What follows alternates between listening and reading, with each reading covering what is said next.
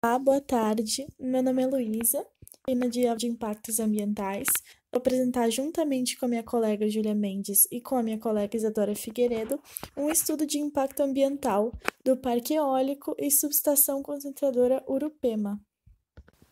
Então, para iniciar aqui a nossa apresentação, a gente dispôs primeiramente a capa do EI apresentado, né, do estudo de impacto ambiental, mais especificamente a primeira página.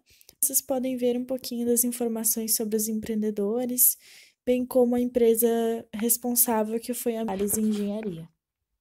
Então, para dar início nesse nosso estudo, a gente vai começar aqui pela apresentação.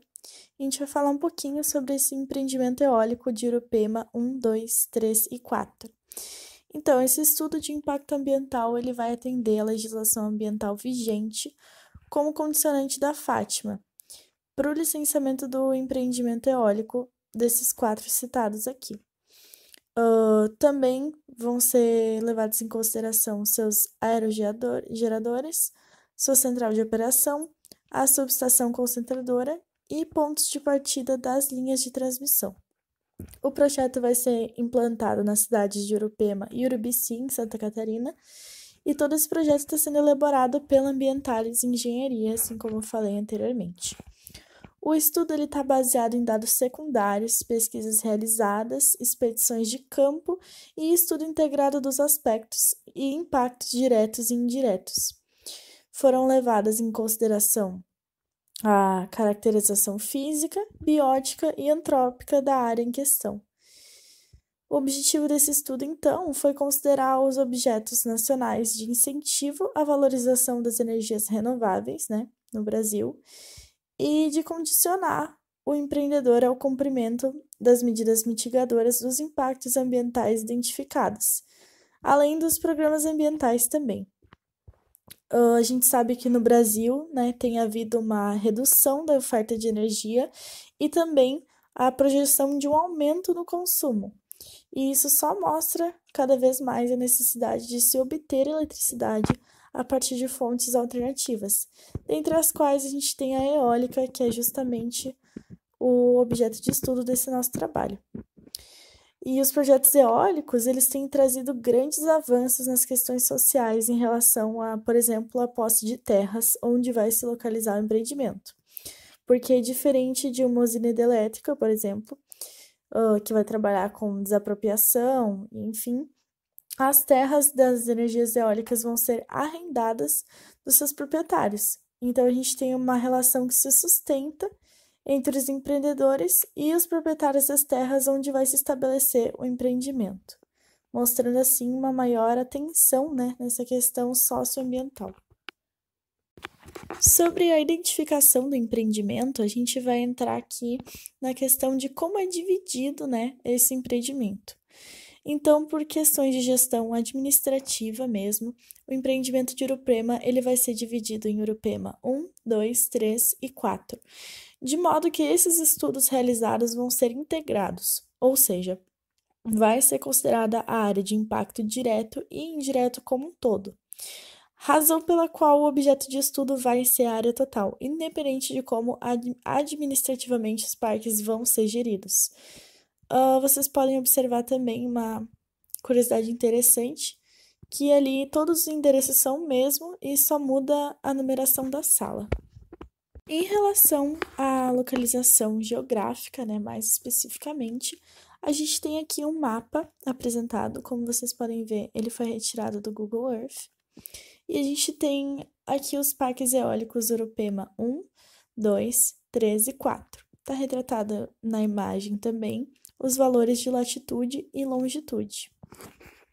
Então, como já foi dito anteriormente, esse empreendimento vai se encontrar no município de Urupema e Urubici. Eu acho melhor eu não ler, né, as latitudes e longitudes, mas vocês podem encontrá-las ali no mapa, dando um zoom, né, ou olhando mais de perto. Então, a seguir, a gente tem aqui a manifestação do município sobre a localização do empreendimento. Então, como vocês podem ver do lado esquerdo do slide, a gente tem um documento, né, que é a certidão de uso do solo e localização do empreendimento. Vocês podem ver que ela está assinada pela Prefeitura Municipal de Urupema, no estado de Santa Catarina, e também com os carimbos do cartório. A pré-avaliação considera a adequação do local para turbinas eólicas, apresenta um mapa preliminar de recursos eólicos e sugere a quantidade de torres anemométricas necessárias para a avaliação do recurso eólico, bem como os locais de instalação das torres e as recomendações para seus posicionamentos. O sítio é composto por duas áreas distintas, com um terreno bem complexo, constituído por áreas abertas, com mosaicos de vegetação arbórea, sendo a zona norte do sítio constituída de mais terrenos acidentados. O elemento-chave é a estimativa preliminar dos recursos eólicos disponíveis e da distribuição dos recursos do vento sobre o local. Isso vai ser feito com o levantamento dos recursos eólicos mais tardar. Características, dados e suas origens. Então, a gente tem que os dados de curvas de nível e contornos da elevação do relevo são baseados no projeto de mapeamento topográfico do planeta Terra, pela missão topográfica por radar instalado em ônibus espacial, mais conhecido em inglês como Shuttle Radar Topography Mission, ou SRTM, da Agência de Administração Nacional do Espaço e da Aeronáutica, mais conhecida por todo mundo como NASA, dos Estados Unidos. Foram utilizadas também imagens do Google Earth para a elaboração de alguns mapas. Os dados do vento foram obtidos junto a 3-tier do Banco de Dados Mundiais e produzida pelos modelos de simulação de previsão climática numérica, ou em inglês Numerical Weather Prediction, ou NWP. Os dados usados para avaliação de declividade foram obtidos do mapeamento topográfico do planeta Terra, também pela missão topográfica por radar instalado em ônibus espacial, que também é da NASA, assim como já foi dito. A seguir, os atores apresentaram algumas tabelinhas, alguns dados, né, sobre mais especificamente um detalhamento técnico do equipamento em si. A gente tem aqui fabricante, modelo, tipo, que no caso tem 3 pás e eixo horizontal, posição, diâmetro, área varrida, rotação, velocidades. Tudo isso eu vou deixar para vocês lerem, até para não ficar maçante. Aqui a gente tem também informações sobre o gerador, sobre o sistema de controle, sinalização aérea que está presente para evitar qualquer tipo de acidente, nível de ruído, né, que não deixa de ser uma forma de poluição sonora, e são 105 decibéis, e também tem mais específicas sobre torre, pás e o peso. Sobre os mecanismos de proteção e ou segurança contra acidentes, a gente separou aqui alguns dos citados. Começando pela proteção mecânica, a gente tem a presença de freios, né? São freios mecânicos que eles vão regular a inclinação das pás. A gente tem também sistema de monitoramento de algumas condições de operação, como por exemplo, dados da turbina eólica, dados elétricos e mecânicos, dados meteorológicos e dados da rede. Além disso, a gente tem algumas proteções elétricas que vão ser configuradas de acordo com a proteção nível 1, exigido pela norma 61400-24.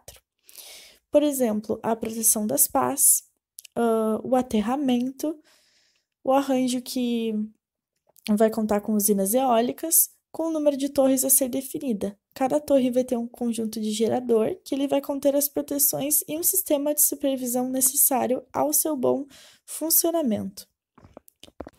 Fora todas as proteções elétricas exigidas por norma, né? E uma linha de subestação, vai ter uma linha de transmissão entre uma e outra. Entrando agora nas características das atividades, a gente tem que, a partir da obtenção da licença prévia, vai ser realizado o detalhamento do projeto do parque, das subestações e das linhas de transmissão, considerando que essa licença considera o local em que será construído o empreendimento. Tendo sido emitida a licença de instalação, a partir dos projetos de obras elétricas e civis, vai ser realizada a contratação dos serviços. Realiza-se, então, o provisionamento de equipamentos que envolvem negociações com fabricantes e transportadoras. Durante as atividades de operação dos parques eólicos, está prevista a execução dos programas ambientais, cuja metodologia e periodicidade são apresentadas nos respectivos programas. A seguir, a gente tem que o custo do empreendimento será estimado em R$ 2.900.000 por megawatts, considerando que está prevista a produção de 107,1 megawatts, sendo essa potência dividida administrativamente entre os 4 parques. Assim, a gente vai obter o valor estimado de R$ 310.590.000, considerando os 4 parques. A seguir, na legislação aplicável, a gente tem não só legislações federais, como também legislações estaduais. Como são muitas que foram citadas, eu achei mais conveniente a gente falar um pouco sobre as principais legislações que vão incidir sobre as áreas de interesse no presente estudo. Dentre elas, a gente tem a Lei número 4.132, de 10/9/1962, que definiu os casos de ação por interesse social e dispõe sobre a sua aplicação. Então, no artigo 1º, a gente tem que a desapropriação por interesse social será decretada para remover a justa distribuição da propriedade ou condicionar o seu uso ao bem-estar social, na forma do artigo 147 da Constituição Federal. Isso se relaciona diretamente com o que foi falado anteriormente sobre a comparação com a questão da desapropriação do terreno, para a realização de usinas hidrelétricas. Achei importante destacar também a Lei 4.771, de 15/9/1965, Código Florestal. No parágrafo 1º do artigo 3º, prevê a possibilidade de supressão total ou parcial de florestas de preservação permanente nos casos de obras, planos, atividades ou projetos de utilidade pública ou de interesse social, o que gera a obrigatoriedade de compensação dessa ação com a preservação das áreas equivalentes de florestas naturais. Também a Lei número 5.197, de 3/1/1967, que vai dispor várias informações sobre a proteção de fauna e outras providências. A Lei 6.902, de 27/1981, que vai dispor sobre a criação de estações ecológicas e área de proteção ambiental.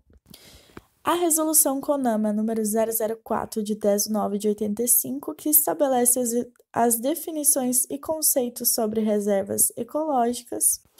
A Resolução CONAMA número 001, de 23/1/86, que estabelece que o licenciamento de atividades modificadoras do meio ambiente dependerá da elaboração do EIA e do respectivo RIMA a serem submetidos à aprovação dos órgãos ambientais competentes.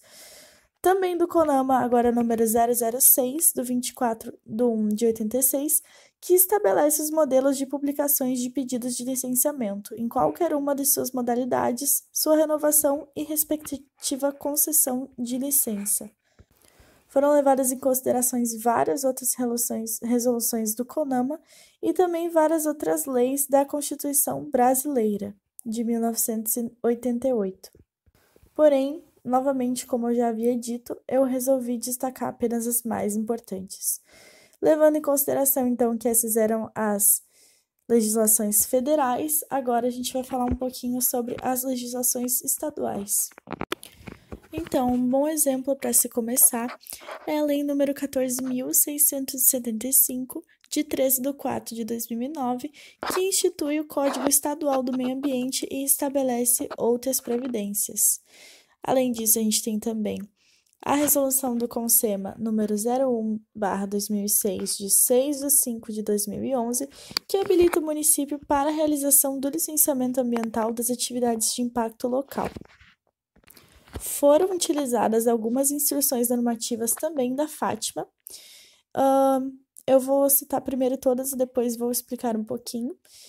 Dentre elas, teve a Fátima IN 15, 23, 43, 45 e 53. Dentre as finalidades dela, a gente tem a averbação de reserva legal, a supressão de vegetação em área rural, a supressão de vegetação, entre parênteses, espécies exóticas, em área de preservação permanente urbana e rural, a transmissão de energia elétrica e a produção de energia eólica. Bom, então sobre a área de influência do empreendimento, né? Esse é o ponto 3. Bom, o estudo ele considerou a área de influência direta do empreendimento 4 itens, né?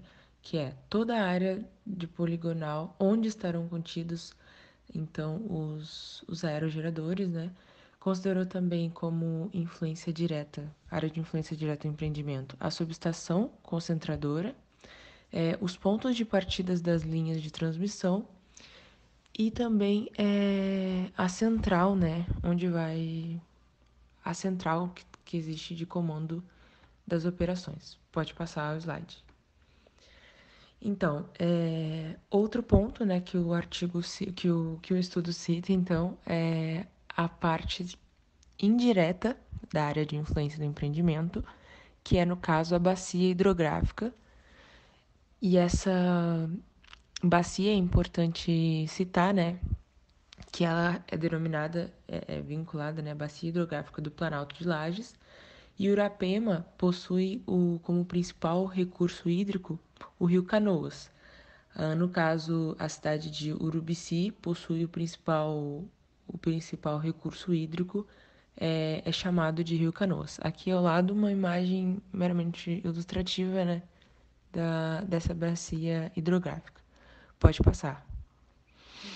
Então, o item 4 é um ponto muito interessante que a gente achou, um aspecto muito, muito importante do estudo, que fala sobre o diagnóstico ambiental.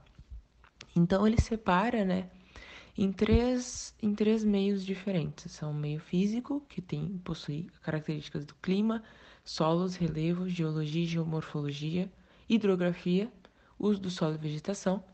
O meio biótico, que possui características então da flora e da fauna, e o meio antrópico, que possui as características socioeconômicas do local. O que é importante, né, destacar? Né, no meio biótico, né, na flora e na fauna, ele cita bastante o estudo, né, com detalhes das espécies, né, tanto as aves quanto as árvores, répteis, também possui um detalhamento das espécies de peixe. Isso torna o estudo muito abrangente com relação aos organismos que podem ser afetados pelo empreendimento. Isso é um ponto que a gente achou muito, muito positivo. E na parte do meio antrópico, que é socioeconômico, né, o estudo cita a economia local, então, traz bastantes dados também em relação ao número de habitantes, automóveis, dados também da produção agrícola e pecuária local. Mas no caso aqui, os pontos que a gente achou relevante citar do diagnóstico ambiental são os pontos relacionados, então, ao meio físico. Pode passar. Então, nesse slide do clima, o que o estudo cita, então, é o clima de Urubici e Uruapema, que possui verões com características de serem bastante frescos, com uma temperatura média geralmente de 10,9 graus, e possuem característica também de terem um inverno bastante rigoroso. Pode passar. Então, nesse slide aqui, a gente possui os tipos de solos que são citados, né? São os solos latossolo bruno intermediário para latossolo roxo, cambissolo bruno úmico e o cambissolo úmico. Nesse caso, o latossolo roxo, é importante destacar que ele é aquele solo que é caracterizado por ser avançado no estágio de intemperismo, né? Então, eles são constituídos de argilas óxidicas e silicatadas que são do tipo 1:1.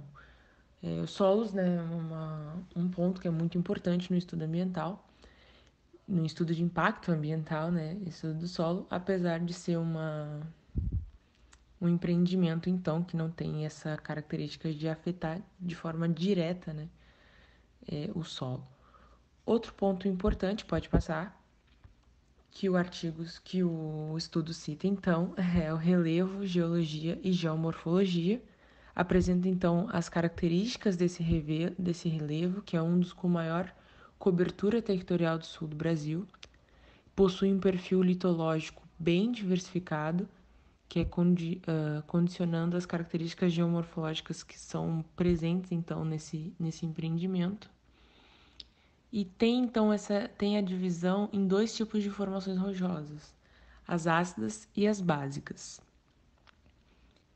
Uma coisa que é importante também de ressaltar é que as áreas onde ocorrem as rochas efusivas ácidas, elas são denominadas de campos gerais, né? Conhecidas como coxilhas. Pode passar, por favor. Nesse slide aqui, a gente tem a hidrografia. Como eu já havia dito, ela é a parte que é a área de influência indiretamente afetada pelo empreendimento. É a área onde está inserido o empreendimento em Urupema, é denominada região hidrográfica do Planalto de Lages. Olá, eu sou a Júlia e agora eu estarei apresentando o tópico 5, avaliação de impactos ambientais e medidas mitigadoras. Basicamente, temos 3 ações afirmativas para controlar esses impactos negativos. Então, as medidas mitigatórias, que são previstas para minimizar os riscos desses impactos, as medidas compensatórias, previstas para danos irreversíveis, e os programas que compõem o gerenciamento ambiental do empreendimento. Ao longo da minha apresentação, teremos alguns exemplos. Pode passar. Agora, a avaliação dos impactos foi baseada nos seguintes critérios, e eu vou explicar alguns pontos mais a fundo. A natureza, que pode ser negativo ou positivo em relação ao componente ambiental atingido. A forma como se manifesta, que é relativa ao impacto direto, decorrente de ações do empreendimento, ou impacto indireto, decorrente do somatório das interferências geradas por outros impactos estabelecidos, direta ou indiretamente pelo empreendimento.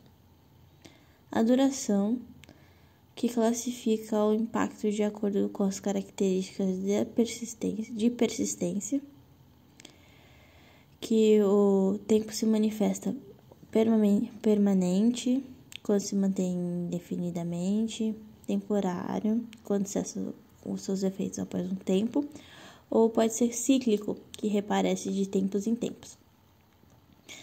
A temporalidade, é isso mesmo, que refere-se ao prazo de manifestação do impacto, que significa que manifesta-se em curto, médio e a longo prazo, ou a longo prazo. Agora, a reversibilidade, que considera-se reversível se, ao ser alterado, pode ser restabelecido como antes, ou irreversível quando não há possibilidade de ser retomada da situação anterior. Abrangência considera a área de influência direta, ou seja, local, enquanto a influência indireta é considerada regional e nacional. A magnitude, que expressa a variação de um fenômeno em relação à situação prévia. E outra coisa sobre a magnitude de impacto, que é tratada em relação ao componente. E por último, a importância, que é a ponderação do grau de significância de um impacto em relação ao fator ambiental afetado e a outros impactos. Pode passar. Agora, um exemplo, que é o surgimento de expectativas na população local, que a gente pode ver que ele se dá na fase de implantação desse empreendimento. Então, a gente pode classificar o impacto, a expectativa da comunidade, a natureza do impacto negativo, a forma como se manifesta direto, a duração do impacto temporário, a temporalidade da ocorrência do impacto curto prazo, a reversibilidade do impacto reversível, a abrangência do impacto AID, a magnitude baixa e a importância do impacto baixa. E a medida mitigadora é a implantação do programa de comunicação social e educação ambiental que abrange relacionamento com a comunidade e demais partes interessadas. Agora pode passar. A alteração da qualidade das águas. Então, esse tópico aqui é bem importante porque ele surgiu por decorrência da execução de terraplanagem para implantação de acesso da construção das bases da subestação e dos aerogeradores, que deixou o solo descoberto por um período de tempo e que pode deixar propenso à lixiviação e processos erosivos.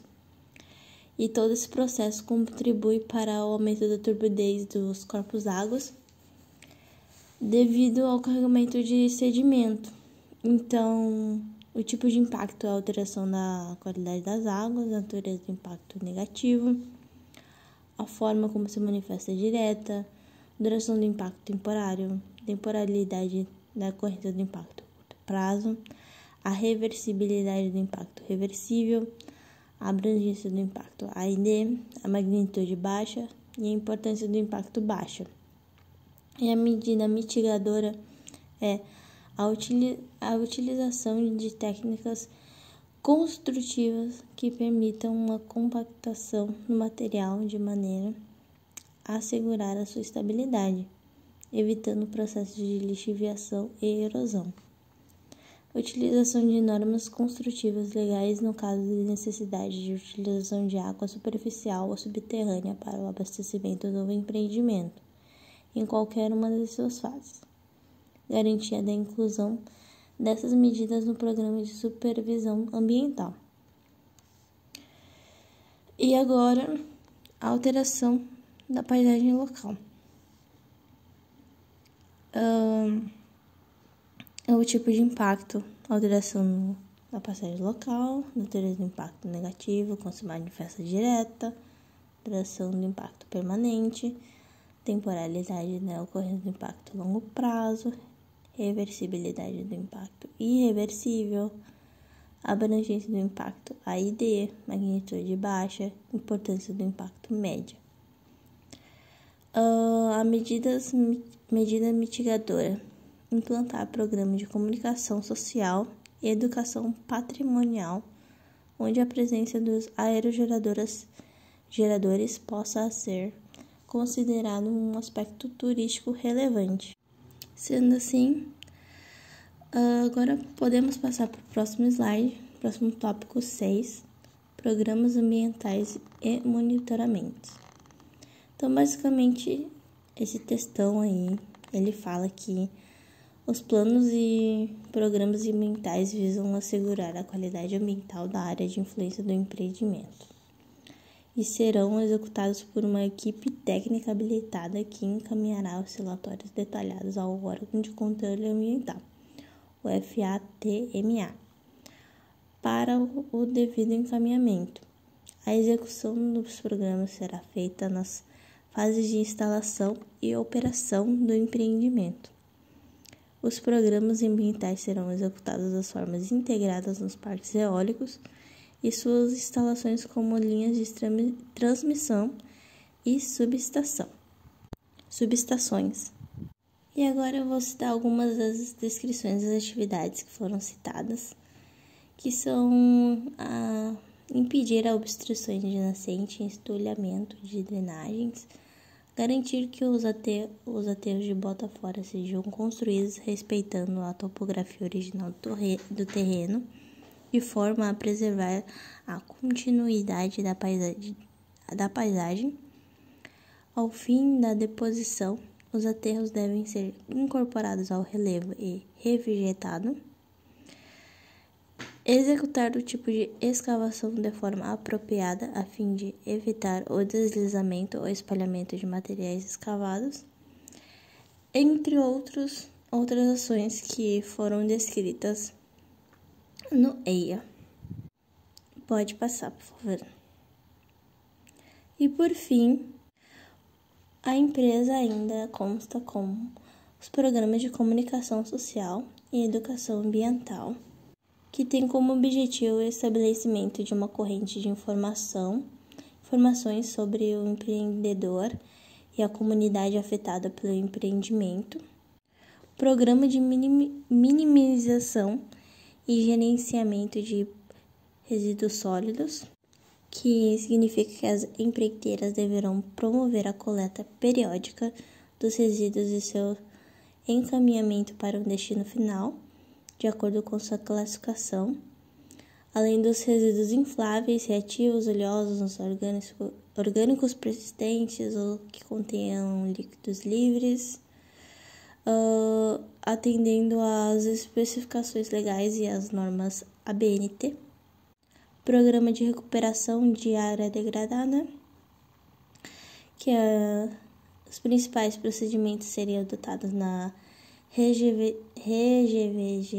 revegetação das áreas de recuperação são a seleção correta das espécies, recomposição do substrato, determinação dos tipos de tratamento, produção ou aquisição de sementes e mudas, plantio das espécies em tratos culturais e monitoramento. E o programa de monitoramento da fauna. Pode passar. Sendo assim, aqui estão nossas referências. E muito obrigada. Espero que você tenha uma grande e maravilhosa experiência nessa nova fase da sua vida.